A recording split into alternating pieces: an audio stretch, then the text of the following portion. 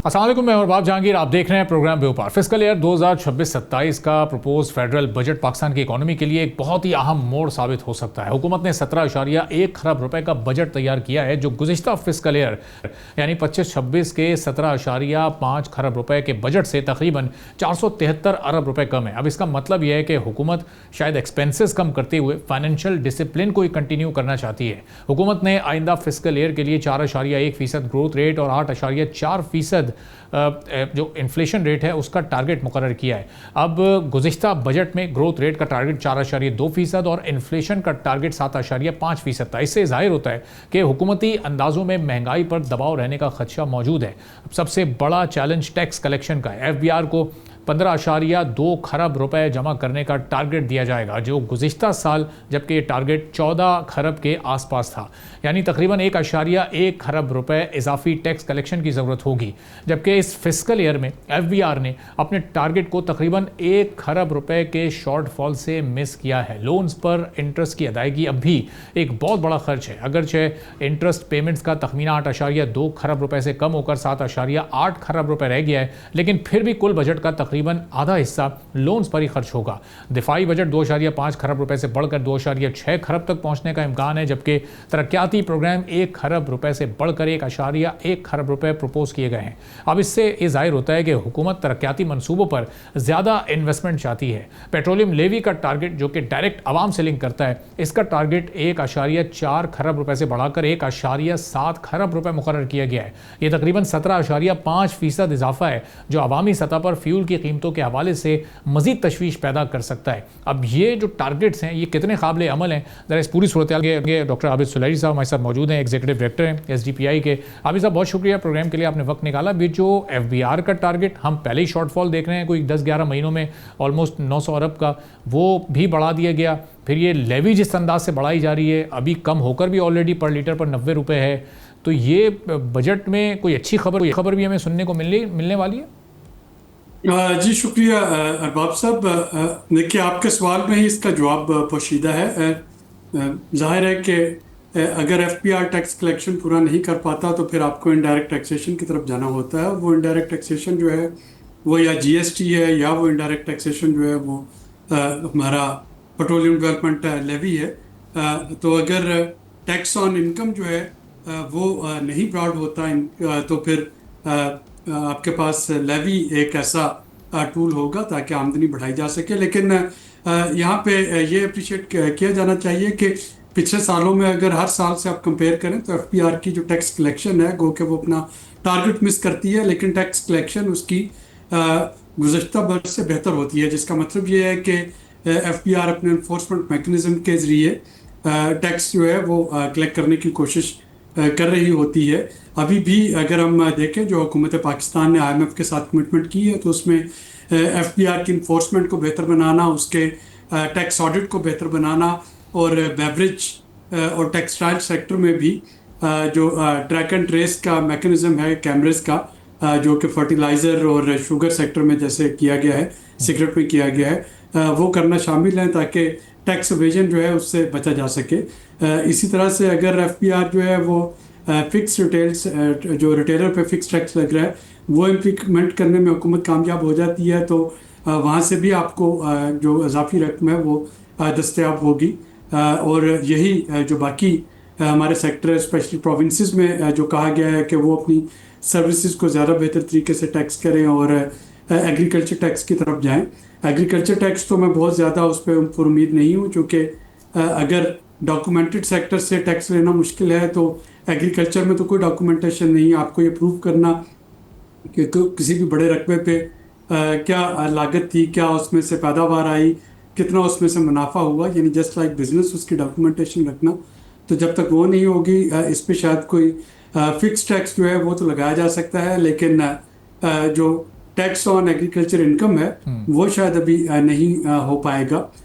लेकिन इस सारी बहस में हमें जो चीज़ याद रखने की ज़रूरत है, और आपने अपने इब्तदाई कलमात में उसका जिक्र भी किया, वो है कि दूसरी तरफ हुकूमत की कोशिश होगी कि अपने अखराजात में कमी करे, और उन अखराजात में 3 तरह के अखराजात तो ऐसे हैं जिस पे कोई कमी जो है कंप्रोमाइज़ करना मुश्किल होता है।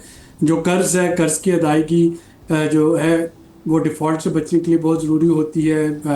ये जो दफ़ा और सिक्योरिटी के एक्सपेंसेस हैं, पाकिस्तान जिसके जियो पॉलिटिक्स में रह रहा है और जिस तरह के हमारे महल्ले वकू है ईस्टर्न बॉर्डर और वेस्टर्न बॉर्डर पे जो इस वक्त सूरत हाल है, तो उस पर आप कंप्रोमाइज़ नहीं कर सकते।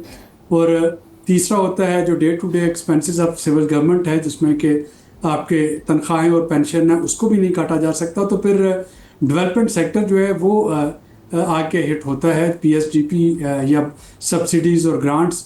और वहाँ पे देखना होगा कि जो नॉन प्रोडक्टिव एक्सपेंडिचर्स हैं, नॉन डेवलपमेंटल एक्सपेंडिचर्स हैं, जो बड़े इंफ्रास्ट्रक्चर की स्कीम्स हैं, उनको कर्टेल किया जाए ताकि जो ह्यूमन डेवलपमेंट है उस पर कंप्रोमाइज़ ना हो।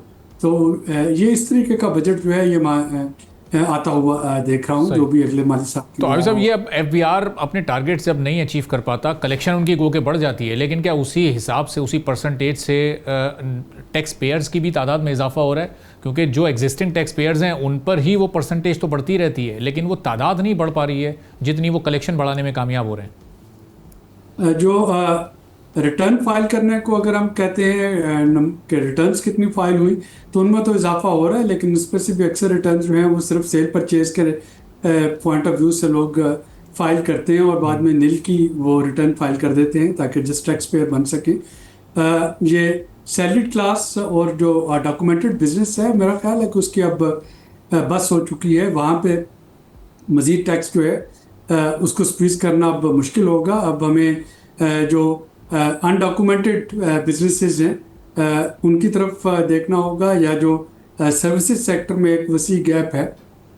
हमें मालूम है कि हमारे तमाम बड़े शहर बड़े पड़े हैं, डेंटिस्ट से जो स्किन स्पेशलिस्ट से, डर्माटोलॉजिस्ट से और आपके सर्विस प्रोवाइडर से जो कि आपको कोई किसी किस्म की इनवाइस नहीं देते या आपको कोई सर्विस चार्जेस जो हैं जो भी आप उनको दे रहे हैं वो आगे जमा नहीं करवाते। तो उनकी तरफ थोड़ा सा इन्फोर्समेंट जो है उसको देखना होगा। इसी तरह से अगर आप देखें तो आप जिस रेस्टोरेंट में भी खाना खाते हैं, चाहे वो 5 स्टार होटल ही क्यों ना हो, बहुत रेयर है कि आपको एफपीआर की पीओएस रसीद मिले, जो पॉइंट ऑफ सेल रसीद है, जिसका मतलब ये हुआ कि जो कंज्यूमर है वो तो अपना जीएसटी पे कर रहा है, लेकिन वो रेस्टोरेंट वाला जो है वो सारे पैसे खुद रख रहा है। तो अगर एफपीआर में अंदरूनी इस्लाहात के ज़रिए ये जो कलेक्टेड टैक्स है इसी को इकट्ठा कर लिया जाए, तो मेरा ख्याल है कि काफ़ी हद तक टारगेट जो है वो उसके करीब तक पहुंच सकती है हुकूमत। तो अब अभी साहब, ये जो एक आसान सा हल और एक हुकूमत ने ये ऑप्शन निकाल लिया है पीडीएल की सूरत में 1500, 1600, 1700 अरब जमा करने का, क्या ये एक मुनासिब ऑप्शन है? क्योंकि इसका तो असर हर एक आम आदमी पर भी पड़ रहा है। शॉर्टफॉल एफबीआर का है, एक इदारे में रिफॉर्म्स होने चाहिए, उनके सिस्टम में रिफॉर्म्स होने चाहिए, वो नहीं हो पा रहे कई सालों से, और फिर उसका खसारा एक आम आदमी पूरा कर रहा है। तो ये एक दुरुस्त तजवीज़ होगी इस पर, तो फिर बड़ा पब्लिक रिएक्शन भी आ सकता है। ये 1.7 ट्रिलियन रुपए जो ये वसूल करने हैं लेवी की मद में। ये डिपेंड करता है कि आपके पास जो आलमी मंडी में तेल की कीमत है वो क्या रहती है। जैसे कि आज वो फिर बढ़ गई, आज फिर वो जो 16 के इम्कानात थे उसमें जो है बादल छाए दिखाई देते हैं। तो ये जो कशीदा सूरत हाल है इस वक्त मिडल ईस्ट की, अगर इसकी वजह से तेल की कीमतें बुलंद सतह पर रहती हैं तो फिर हुकूमत के लिए इजाफी पीडीएल जो है एक ख़ास सतह से ऊपर लेके जाना वो सियासी तौर पर मुश्किल हो जाएगा और लोगों के लिए वो मुआशी तौर पर मुश्किल हो जाएगा उसको अदा करना। लेकिन अगर आलमी मंडी में तेल की कीमतें नीचे आती हैं तो फिर हुकूमत के पास से क्वेश्चन होगा कि वो पीडीएल जो है उसको बढ़ा सके। तो मेरा ख्याल है कि हुकूमत वहाँ पे एक बैलेंस रखने की कोशिश करेगी।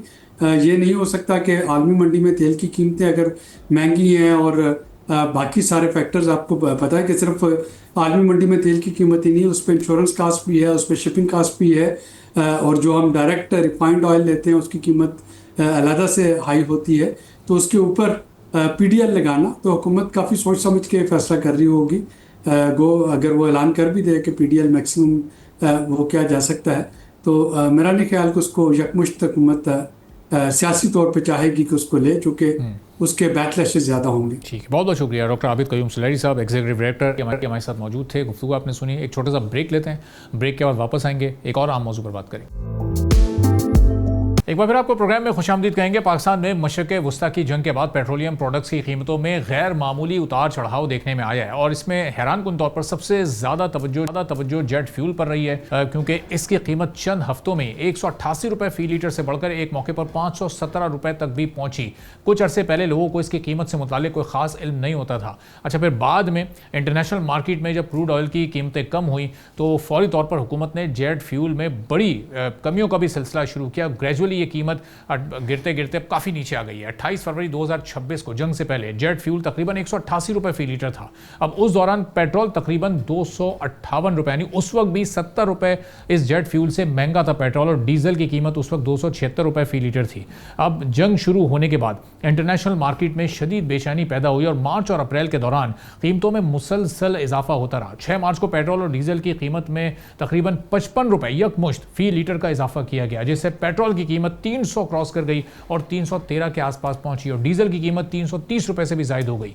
फिर 1 अप्रैल को कीमतों में सबसे बड़ा शॉक आया जब पेट्रोल में एक ही साथ 137 रुपए का इजाफा हुआ और डीजल 184 रुपए महंगा कर दिया गया। एक रोज बाद गो के प्राइम मिनिस्टर ने उसमें कमी भी की, लेकिन बहरहाल पेट्रोल को 458 रुपए फ़ी लीटर भी पाकिस्तानियों ने खरीदा। डीजल की कीमत 520 रुपए फ़ी लीटर भी हमने देखी, जो कि तारीखी सतह है। अब इसी दौरान जेट फ्यूल भी बढ़ते बढ़ते तकरीबन 517 रुपए फ़ी लीटर तक पहुंचा। अप्रैल के आखिरी 2 हफ्तों में इंटरनेशनल मार्केट में क्रूड ऑयल की कीमतों में कमी शुरू हुई तो हुकूमत ने पेट्रोल और डीजल में 1, 2 और फिर तीसरी बार कमी की, और अब जब तीसरी बार कमी हुई तो 22 रुपए फ़ी लीटर कमी की गई और मई के आखिर में एक और मरहले पर पेट्रोल और डीजल दोनों मजीद सस्ते किए गए। इसके बावजूद पेट्रोल और डीजल की कीमतें अभी भी 381 रुपए फ़ी लीटर के करीब मौजूद हैं। अब इस दौरान जेट फ्यूल में बहुत बड़े पैमाने पर कमी की गई है। पहले 111 रुपए फ़ी लीटर पर कम किए गए, जिससे कीमत 330 रुपए पर आ गई। फिर मजीद 49 रुपए की कमी की गई है, जिसके बाद अब नई कीमत 283 रुपए फ़ी लीटर हो गई है। अब स्टैटिस्टिक से जाहिर करते हैं कि जंग से पहले जेट फ्यूल पेट्रोल से सस्ता जाहिर था और काफ़ी सस्ता था, जंग के दौरान महंगा हुआ, लेकिन जो हालिया कमी हुई है उसके बाद दोबारा ये पेट्रोल और डीजल से तकरीबन 98 रुपए फ़ी लीटर इस वक्त भी सस्ता है। अब यही वजह है कि एयरलाइंस की ऑपरेटिंग कॉस्ट में नुमायां कमी की तवक्को की जा रही है और आम कंज्यूमर्स को पेट्रोल और डीजल में बहुत ही महदूद रिलीफ।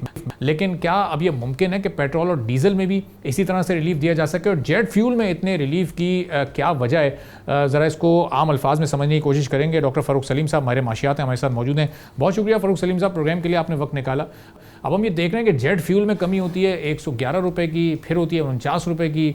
उसी दौरान पेट्रोल कभी 5 रुपए कम हो रहा है, कभी 6 रुपए कम हो रहा है, कभी 22 रुपए कम हो रहा है, और उसको भी ईद का तोहफा कहा जा रहा है। तो ये दोनों में इतना फ़र्क क्यों है? एक में सफ़र करते हैं अमीर तरीन लोग और एक में यहाँ बाइक पर रिक्शों में गरीब रोल रहा होता है। जी, आपके अदाद शुमार सुनने के बाद तो मुझे महसूस हो रहा है कि हम लोग अपनी कारें और मोटरसाइकिल बेच के अगर जेट खरीद लें तो शायद सस्ता पड़ेगा। मुझे याद आता है कि एक हुकूमत के दौरान उनके वजीरे जो इतलात थे, उन्होंने ये भी ऐलान किया था कि हमारा जो हेलीकॉप्टर उड़ता है उसका कोई 50 या 55 रुपए फ़ी किलोमीटर जो है वो खर्च आता है। देखिए, ऑन ए सीरियस नोट, जो ममालिक जो हैं जो अपनी 80, 85, 90% तक की जो रिक्वायरमेंट है वो इंपोर्ट करते हैं, तो उनका इन्हिसार जो है डोमेस्टिक कीमतों का इन्हिसार तकरीबन मुकम्मल तौर पे आलमी मंडियों में होता है। अगर आलमी मंडियों पर कीमत चढ़ रही है तो यकीनी तौर पे जो बोझ है वो आपके मुल्क के अंदर ट्रांसफ़र होना ज़रूरी है। अब ये हुकूमत ने डिसाइड करना होता है कि वो बोझ जो है वो मुल्क के अंदर कौन बर्दाश्त करेगा।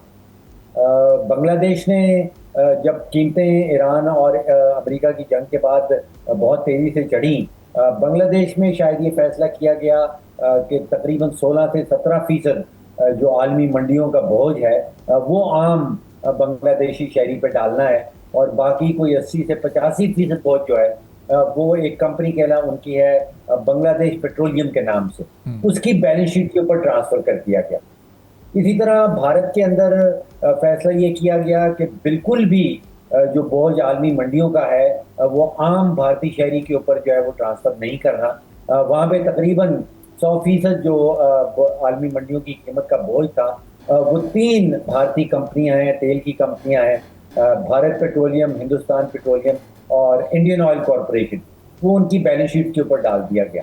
अब आप सोचिए कि पाकिस्तान भी तेल वहीं से खरीदता है, चाहे वो जेट डीजल हो, चाहे वो पेट्रोल हो, चाहे वो डीजल हो, वो उन्हीं मार्केट से खरीदता है जहाँ से बांग्लादेश खरीदता है, जहाँ से भारत खरीदता है, जहाँ से चीन खरीदता है। तो ये पॉलिसी का डिफरेंस है। पाकिस्तान के अंदर मैंने देखा कि पेट्रोल की कीमत जो है वो जंग से पहले और जंग के बाद का फर्क जो है वो तकरीबन 61% सामने आ रहा है, जबकि आलमी मंडियां जो है वो 40-45% बढ़ी थी।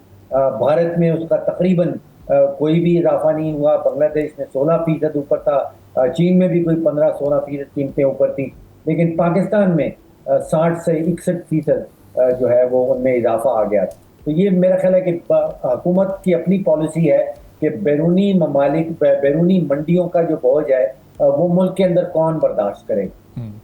तो फरूख साहब, ये अभी हम पेट्रोल पर अभी भी इतनी कम होकर भी लेवी 90 से ऊपर है, डीजल पर भी 40, 45, 50 की रेंज में, और जब हम आदाद व शुमार ढूंढते हैं जेट फ्यूल के तो वो सरकारी वेबसाइट्स पर अवेलेबल ही नहीं है, यानी उस पर कौन सा टैक्स कितना लगा हुआ है, किस मद में लगा हुआ है, ये कुछ भी नहीं मिल पा रहा है। तो पेट्रोल और डीजल पर जब हम 1 लीटर पर 150-150 रुपये भर रहे हैं टैक्स की मद में, और एक हर आम आदमी भर रहा है, और दूसरी तरफ के आदाद व शुमार ही अवेलेबल नहीं है, तो ये इस पर किससे सवाल करें, क्या बात करें इस पर? मेरा ख्याल है कि हुकूमती जो वुज़रा है या हुकूमत जो है वो आपको एक क्लियर कट पैगाम दे रही है कि भाई ये मोटरसाइकिल बेचो, ये गाड़ी बेचो, और जैसे हम लोगों ने जेट ले रखे हैं वैसे आप भी जेट ले लें। तो अब ये जाहिर है कि अब 4-5-6 रोज़ के बाद अब ये बजट आना है, और ये अब एक्टिविटी पहले से ये तैयारियां, ये सारा सिलसिला शुरू हो चुका है। अब ये इसमें जो पीडीएल का टारगेट रखा गया है, जो हदफ रखा गया है, वो तो अब इससे भी कोई 300-400 अरब ज़्यादा है।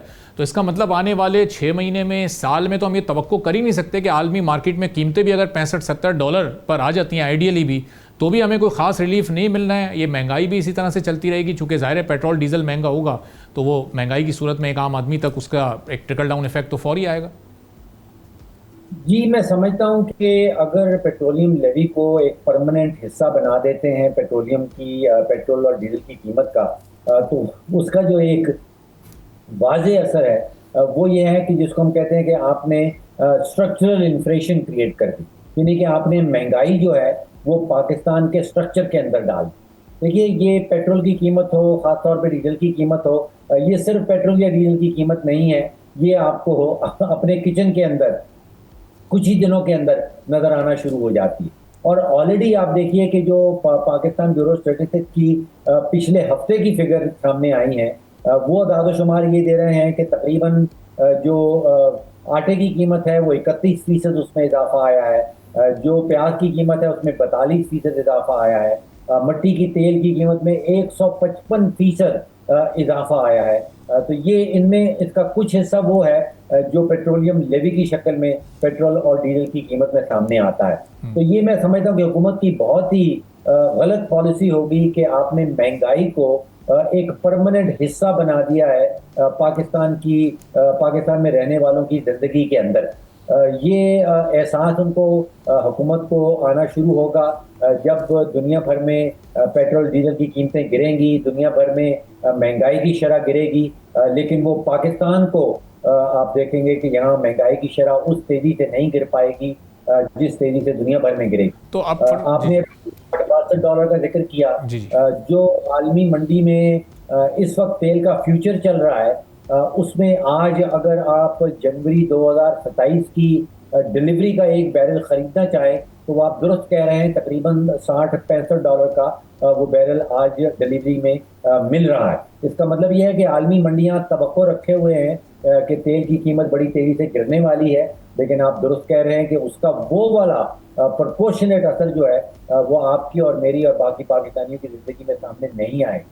तो फरूख साहब, इसका ऑल्टरनेट सोल्यूशन क्या होना चाहिए? ज़ाहिर है इस वक्त तो थिंक टैंक्स बैठे हुए हैं, बजट की भी तैयारी कर रहे हैं, एफबीआर का शॉर्टफॉल भी हम पिछले 10-11 महीनों में एक ह्यूज देख रहे हैं, कोई 900 अरब के वो अराउंड ऑलरेडी है, और उसका बड़ा आसान साल पीडीएल की सूरत में इन्होंने अभी 1400 अरब का रख लिया, अगले में 1700 अरब। अगर इस 1700 अरब को कोई 800-900 अरब के करीब लाने का सोचा जाए, यानी पीडीएल को आधा कर दिया जाए, तो ये बकिया 700-800 अरब कहीं और से हम जमा कर सकते हैं? कुछ ऐसी कोई तजवीज़ सामने आ सकती है?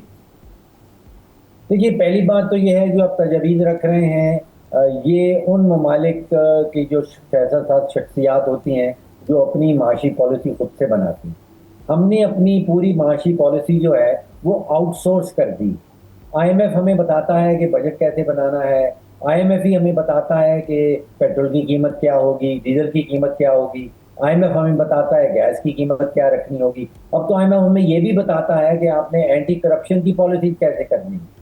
आईएमएफ हमें ये भी बताता है कि जो प्रोक्योरमेंट रूल्स हैं, जो आप हुकूमत ने खरीदारी करनी है, चीज़ें खरीदनी है प्रोक्योरमेंट की मद में, उनके कवानीन क्या बनाए जाएंगे। देखिए, इस वक्त ये ना भूलिए कि बांग्लादेश भी आईएमएफ के प्रोग्राम के अंडर रह रहा है और वो अपनी पॉलिसी सामने लेके आता है। आईएमएफ हर माशी टीम को ये मौका फराहम करता है कि आप बजट के हवाले से जो सरप्लस है वो आईएमएफ ने फिक्स कर दिया है, लेकिन आप अपनी पॉलिसी बनाने की फ्रीडम रखते हैं, डिस्क्रेशन रखते हैं। लेकिन अगर हमारी माशी टीम जो है वो अपना कोई भी माशी पॉलिसी सामने नहीं लाती, तो फिर जो कुछ आईएमएफ हमें लिख के देती है उसके नीचे हमें सिग्नेचर करना वो जो है लाजमी हो जाता है। तो फारूक साहब, इस वक्त हम देखते हैं कि हमारी माशी टीम को जो लोग हेड कर रहे हैं वो तो कोई रवायती सियासतदान भी नहीं है। औरंगज़ेब साहब एक बड़े सीजन बैंकर हैं, उनके एडवाइज़र खुर्रम शहजाद साहब एक बड़े कंसल्टेंट हैं इकोनॉमी के। तो अब ये ऐसी प्रोफेशनल टीम होते हुए भी ज़ाहिर है अगर हालात इतने मायूस कुन हो तो फिर बड़े अफसरदगी वाली सूरत हाल है। देखिए, इसमें एक तो आईनी हर्डल है बहुत बड़ा, और वो है जो 18वीं तरमीम जब से पास हुई, सोचिए 2010 से 2025 तक जो 16 बजट्स आए हैं वो तो मैंने खुद से बहुत करीबी देखे हैं।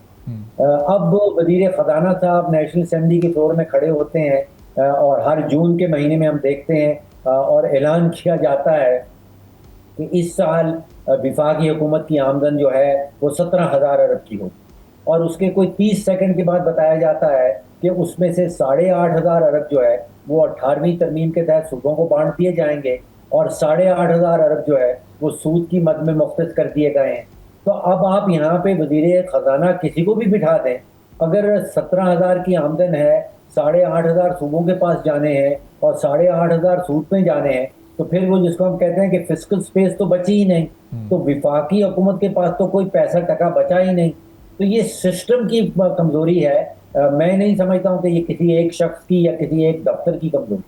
ठीक है, बहुत बहुत शुक्रिया फारूक सलीम साहब, हमारे माशियात थे, गुफ्तगू आपने सुनी। एक छोटा सा ब्रेक देते हैं, ब्रेक के बाद जब वापस आएंगे तो अब मुख्तलिफ जो बिज़नेस काउंसिल्स हैं, जो ट्रेड यूनियंस हैं, वो भी अपनी अपनी बजट तजावीज़ हुकूमत को जमा करवा चुकी हैं। अब उसको किस हद तक कंसीडर किया जाना और बिज़नेस कम्युनिटी को इस वक्त इस बजट से क्या तवक्कुआत हैं, इस पर बात करेंगे एक छोटे से ब्रेक के बाद। एक बार फिर आपको प्रोग्राम में खुशामदीद कहेंगे। फिस्कल ईयर 2026-27 बजट के आने से पहले पाकिस्तान में मौजूद बिजनेस कम्युनिटी में शदीद बेचैनी पाई जाती है। मुख्तलिफ फोरम्स पर हुकूमत को बिजनेस कम्युनिटीज़ की जानिब से तजावीज़ भी दी जा रही हैं, लेकिन इसके साथ ही IMF का वफ्द भी गुज़िश्ता हफ्ते इस्लामाबाद में हुकूमती नुमाइंदों से मुलाकात करके और अपनी शराइत और बजट के हवाले से तमाम तजावीज़ देकर जा चुका है। पाकिस्तान बिजनेस काउंसिल और टेक्सटाइल सेक्टर ने आइंदा बजट के लिए हुकूमत को ऐसी तजावीज़ दी हैं जिनका बुनियादी मकसद मईशत को दस्तावेजी बनाने के साथ साथ एक्सपोर्ट्स बढ़ाना और बिजनेस कॉस्ट को कम करना है, जो हुकूमत के लिए इस वक्त एक बड़ा चैलेंज है। कारोबारी हलकों का यह मौक़िफ़ है कि मौजूदा टैक्स निज़ाम इन्वेस्टमेंट की हौसला शिकनी कर रहा है, क्योंकि बार बार ऑडिट और रिफंड्स में ताख़ीर के साथ कॉम्प्लेक्स लॉज इंडस्ट्रीज़ पर इजाफी दबाव डाल रहे हैं। अब पाकिस्तान बिजनेस काउंसिल ने खास तौर पर income tax ordinance section 122(5)(a) पर एतराज़ किया है, जिसके तहत FBR पुराने टैक्स असेसमेंट्स को दोबारा भी खोल सकता है। अब कारोबारी इदारों का यह कहना है कि इससे कानूनी गैर यकीनी सूरत हाल पैदा होती है, जिससे इन्वेस्टर्स लॉन्ग टर्म फैसले लेने से घबराते हैं। इसी तरह सेल्स टैक्स एक्ट की भी ये जो सेक्शन 8 है उसका भी इसको भी कारोबार दुश्मन करार दिया गया। अब इस कानून के तहत इनपुट टैक्स एडजस्टमेंट पर पाबंदियां लगती हैं, जिससे बड़ी कंपनीज और एक्सपोर्टर्स के रिफंड्स फंस जाते हैं। पाकिस्तान बिजनेस काउंसिल का मौक़िफ़ है कि अब चूंकि डिजिटल सिस्टम्स और इनवॉइसिंग का निज़ाम बेहतर हो चुका है, इसलिए इस सेक्शन की ज़रूरत नहीं है।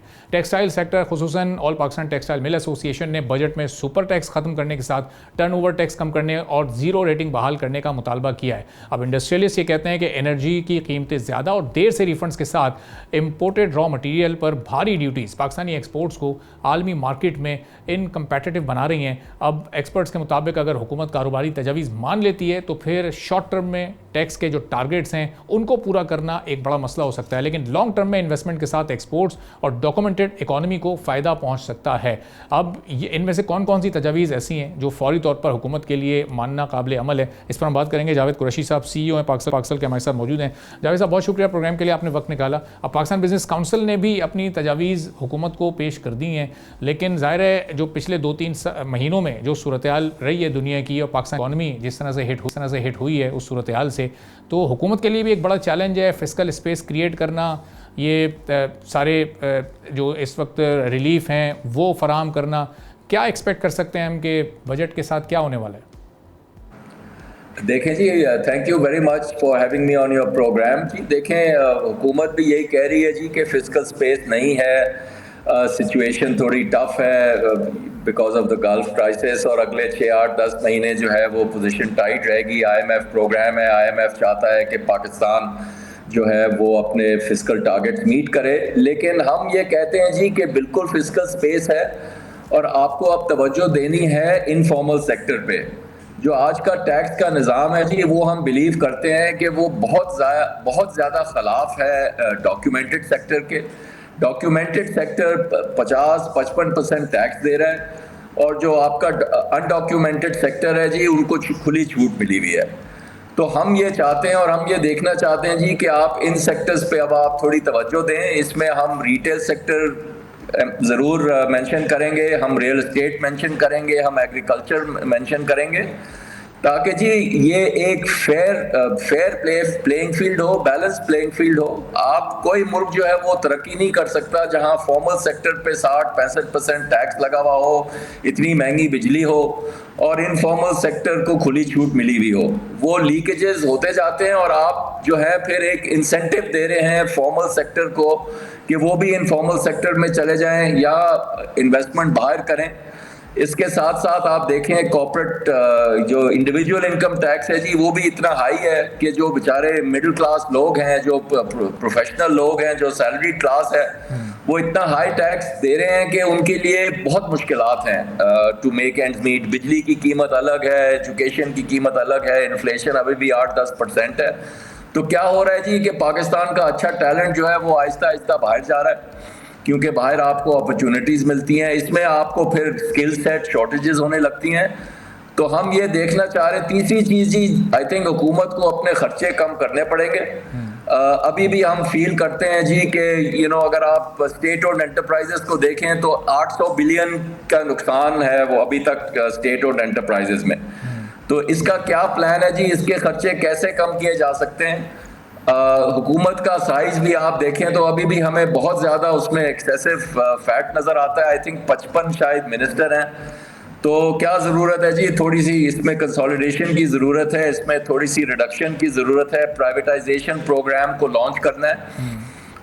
एंड फाइनली जी मैं ये कहूँगा कि अगर हम एक एक्सपोर्ट ओरिएंटेड मुल्क बनना चाहते हैं तो इसमें टाइम लगता है और इसमें जो है आपको बहुत मैसिव इन्वेस्टमेंट इंसेंटिव्स देनी है एक्सपोर्ट सेक्टर को, ताकि उनको फुल खुली छूट मिले कि वो अपने एक्सपोर्ट बढ़ाएं। उसमें आपको टैक्स सिस्टम को चेंज करना है ताकि एक्सपोर्टर्स पे टैक्स सिस्टम इतना एक्सेसिव ना रहे, उनको इंसेंटिव्स मिले बनिस्बत इंपोर्ट सेक्टर के या डोमेस्टिक सेक्टर के, क्योंकि एक्सपोर्ट्स बढ़ाने में जी टाइम लगता है। पूरी दुनिया इसी सेक्टर पे फोकस करती है। बाकी जो हमारे कंपेटिटर्स हैं वो एक्सपोर्ट पे लास्ट 15-20-30 साल से फोकस्ड हैं। उनकी जो मार्केट में स्टैंडिंग है, इंटरनेशनल मार्केट्स में स्टैंडिंग है, वो इतनी आसानी से तोड़ी नहीं जाएंगी। उनको सस्ती गैस, सस्ती बिजली भी मिलती है। हमारी गैस और बिजली भी महंगी है, हमारे इंटरेस्ट रेट भी हाई हैं, हमारे कॉस्ट ऑफ डूइंग बिजनेस भी हाई हैं। तो हम ये चीज देख रहे हैं, बजट में हम होप कर रहे हैं जी कि थोड़ी सी ये चीजें जो है वो एड्रेस हों। और अगर हुकूमत कहती है जी कि हमारे पास रिसोर्सेज नहीं है, तो फिर हुकूमत को एक टाइमलाइन देनी चाहिए जी, वेयर बाय इकोनॉमिक पॉलिसियां अगले 1-2 साल के लिए बड़ी क्लियरली बताएं कि क्या होने वाला है, टैक्स रेट्स को क्या होगा, सुपर टैक्स को क्या होगा। हमारी जो सबसे बड़ी डिमांड है वो ये है कि जी सुपर टैक्स को अबॉलिश कर दिया जाए। सही। अब कहा जा रहा है कि जी ये अनरीजनेबल है, ये अभी जो मुल्क के हालात हैं वो नहीं हो सकेगा। फिर आप एक हमें सनसेट क्लॉज दें जी कि ये 1 साल में या 2 साल में हम खत्म कर देंगे इसको, ताकि जो इन्वेस्टर्स हैं, जो सरमायाकार हैं, वो फिर फ्यूचर का कुछ देख के एंटिसिपेट करके इन्वेस्टमेंट कर सकते हैं। तो जावेद साहब, ये लग ये रहा है कि सुपर टैक्स को ज़ाहिर है एकदम तो एबॉलिश ना किया जाए, ग्रेजुअली शायद इसमें ये कमी लेकर आई जाए। अब ये इस वक्त अगर कॉस्ट सबसे बड़ा चैलेंज है, उस कॉस्ट को कम करना है तो प्राइवेटाइजेशन करनी है या टैक्स रेवेन्यूज़ बढ़ाने हैं, ये बड़ा स्लो प्रोसेस होता है हमारे यहाँ। अगर इंटेंशन होती है हुकूमत की तो रेट बड़ी सॉफ्टली इंप्लीमेंट की जाती है, वो इंप्लीमेंट ही नहीं हो पाती। अब ये इशू, इसका हल कैसे निकाला जाएगा? एक लंबी लिस्ट प्राइवेटाइजेशन की है, इतने अरसे में हम सिर्फ PIA को ही प्राइवेटाइज कर सकें। इस साल 3 डिस्कोस प्राइवेटाइज हो जाती हैं, टैक्स नेट को ब्रॉडर कर दिया जाता है। तो इन फ्यूचर फिर आहिस्ता आहिस्ता ऐसा लगेगा कि शायद ये मसाइल हल होने की जानिब जा रहे हैं। देखिए जी, बिल्कुल आपने लफ्ज बिल्कुल इस्तेमाल किया, गवर्नमेंट की रिट की बात है। हम आहिस्ता आहिस्ता चलते हैं और अब थोड़ी सी हुकूमत को ना सख्ती दिखानी पड़ेगी। ये आपने जितनी सख्ती है आपने फॉर्मलाइज सेक्टर के ऊपर की है, और इसके जो है डैमेजेस जो है वो सबको नजर आ रहे हैं। तो अब जो आपके स्मॉल रिटेल सेक्टर है, जो बाकी लोग हैं जो टैक्स नहीं देते हैं, इन पे आपको ना थोड़ा सा सख्त हाथ रखना पड़ेगा, क्योंकि ऐसे ही काम आगे बढ़ता है जी। कभी हर चीज़ आप आराम से नहीं कर सकते, क्योंकि आप देखें मुल्क के हालात क्या हैं। 50% पॉवर्टी का लेवल है, और अगर आप ये चीज़ें नहीं करेंगे ना तो आपको बाद में जाके और भी प्रॉब्लम्स होंगी।